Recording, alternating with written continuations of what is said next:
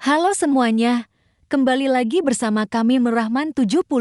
Pada kesempatan kali ini, kita akan membahas mengenai tema yang berjudul Kelembutan Hati Antara Abu Bakar dan Nabi Yusuf alaihi salam.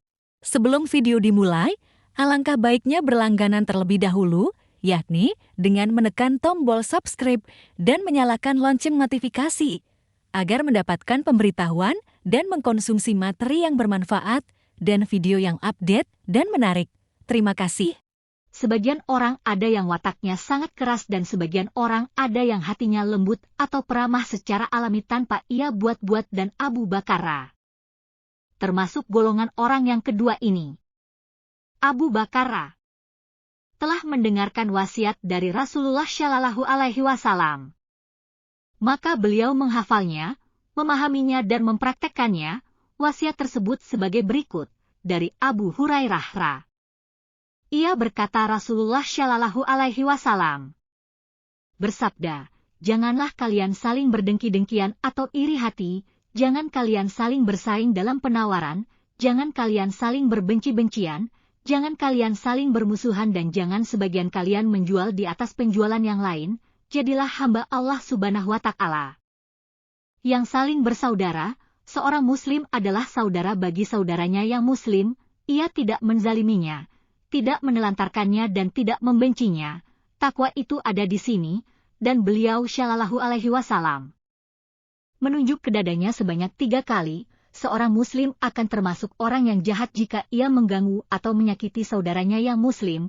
Setiap muslim atas muslim yang lain tidak boleh saling mengganggu dalam masalah darah, harta dan kehormatan. Kelembutan hati Abu Bakar tercermin dalam kehidupannya secara pribadi, tercermin di dalam interaksinya dengan orang lain. Sebuah hadits yang diriwayatkan oleh Bukhari dan Muslim dari Aisyah. Ia mengatakan, saya tidak pernah menemukan kedua orang tua saya setelah saya dewasa kecuali keduanya senantiasa berpegang teguh pada agama Islam, tidak terlewatkan satu hari pun kecuali Rasulullah Shallallahu Alaihi Wasallam mendatangi kami di waktu pagi dan petang, dan ketika orang-orang muslim mendapatkan cobaan, yaitu ketika orang-orang muslim masih berada di Makkah dan dianiaya dengan orang-orang musyrik, maka Abu Bakar keluar dengan maksud akan berangkat ke Habsyah. Kemudian di tengah perjalanannya yaitu di tempat Barku al-Gamaat beliau ditemui oleh Ibn Daginah. Orang ini adalah pemimpin kampung tersebut. Ia berkata kepada Abu Bakar, mau kemana kamu wahai Abu Bakar? Abu Bakar menjawab, kaumku mengeluarkanku dari tempatku, maka saya akan bepergian di atas muka bumi dan menyembah Tuhanku Maha Suci Allah Subhanahu wa Ta'ala. Beliau akan meninggalkan perinagaan, harta, masyarakat, rumah, keluarga, kampung, dan Ka'bah. Bahkan yang lebih besar dari hal itu semua yaitu beliau akan meninggalkan Rasulullah Shallallahu Alaihi Wasallam. Di sana terdapat sebagian orang yang suka menyembah Allah Subhanahu wa Ta'ala dengan cara yang mereka anggap benar, akan tetapi Abu Bakar menyembah Allah Subhanahu wa Ta'ala sesuai dengan keinginan Rasulullah Shallallahu Alaihi Wasallam. Sebenarnya sangat memungkinkan Abu Bakar untuk tetap tinggal di Makkah dan menyembah Allah Subhanahu wa Ta'ala dengan sembunyi-sembunyi dan tetap melaksanakan perdagangan serta mendapatkan harta yang dapat membantu jalannya dakwah. Akan tetapi Rasulullah Shallallahu Alaihi Wasallam menginginkan supaya ia berhijrah karena ia tidak mempunyai perlindungan di Makkah, sebab ia berasal dari kabilah yang lemah yaitu kabilah Bani Taim. Maka ia pun berangkat hijrah dan meninggalkan setiap yang ada menuju negeri yang sangat jauh yang bukan negeri Arab yaitu Habsyah. Namun bersamaan dengan hal ini Allah Subhanahu wa Ta'ala berkehendak lain. Allah Subhanahu wa Ta'ala berkehendak supaya ia tetap tinggal di Makkah. Oleh karena itu Ibn Daginah dapat menahannya sehingga ia tidak jadi berangkat atau hijrah ke Habsyah. Ibn Daginah mengatakan, tidak mungkin orang seperti Anda akan keluar atau terusir. Anda membantu orang yang kesusahan, menyambung silaturahim, menolong anak yatim dan fakir miskin, menghormati tamu dan Anda berbuat kebaikan. Nabi Yusuf bin Yakub bin Ishaq alaihi salam mempunyai kisah yang sangat menyedihkan. Akan tetapi dalam kisahnya banyak sekali pelajaran, nilai-nilai positif yang mengajarkan kepada umat Islam akan hakikat keimanan kepada Allah. Awal mula, Yusuf alaihi salam dibuang oleh saudara-saudaranya karena kecintaan dan kasih sayang abahnya, Yakub, kepada Yusuf melebihi dari anak-anaknya yang lain. Sehingga menimbulkan kedengkian, hasad, dan iri kepada Yusuf. Dari sinilah saudara-saudaranya membuat rencana untuk menyingkirkan Nabi Yusuf dari keluarga Yakub.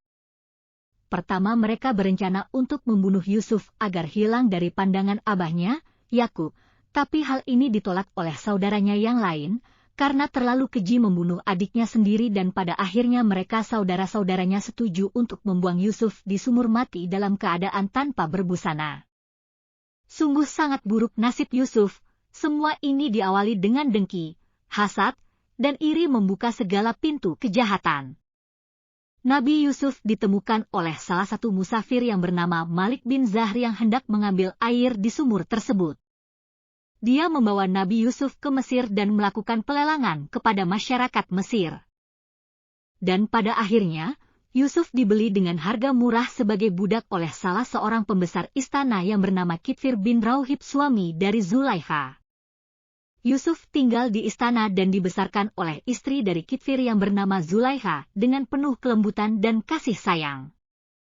Ketika kita memperhatikan dengan seksama maka kita akan menemukan bahwa sifat-sifat yang disebutkan oleh Ibn Daginah tersebut terhadap Abu Bakar sama dengan sifat-sifat yang disebutkan oleh Aisyah mengenai sifat-sifat Rasulullah Shallallahu Alaihi Wasallam.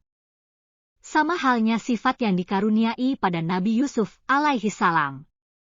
Abu Bakar merupakan orang yang lembut hati, serta jujur budi pekertinya. Kelembutan hatinya hampir tidak ada nafsu amarah sama sekali. Sama seperti yang tertuang pada kisah Nabi Yusuf pada surat Yusuf, yakni surat ke-12. Dalam hadits Bukhari nomor 3132 dikatakan secara syahih dari sanad Badal bin Al-Muhabbar, telah bercerita kepada kami Badal bin Al-Muhabbar telah mengabarkan kepada kami Syubah dari Sa'id bin Ibrahim berkata aku mendengar Urwah bin Az-Zubair dari Aisyah radhiyallahu anha bahwa Nabi Shallallahu alaihi wasallam berkata kepadanya, perintahkanlah Abu Bakar agar memimpin sholat bersama orang-orang. Aisyah radhiyallahu anha berkata, Abu Bakar adalah termasuk jenis orang yang sensitif, suka menangis ketika membaca Al-Quran, bila menggantikan posisi baginda untuk memimpin orang-orang sholat. Maka beliau kembali memerintah Aisyah radhiyallahu anha dan begitu juga Aisyah radhiyallahu anha kembali mengemukakan alasannya. Syubah berkata, maka beliau bersabda untuk kali ketiga atau keempat, kalian ini seperti istri Yusuf, Zulaikha, saja. Perintahkanlah Abu Bakar agar memimpin sholat. Demikian yang dapat kami sampaikan. Semoga bermanfaat. Terima kasih banyak, dan jangan lupa untuk menekan tombol subscribe.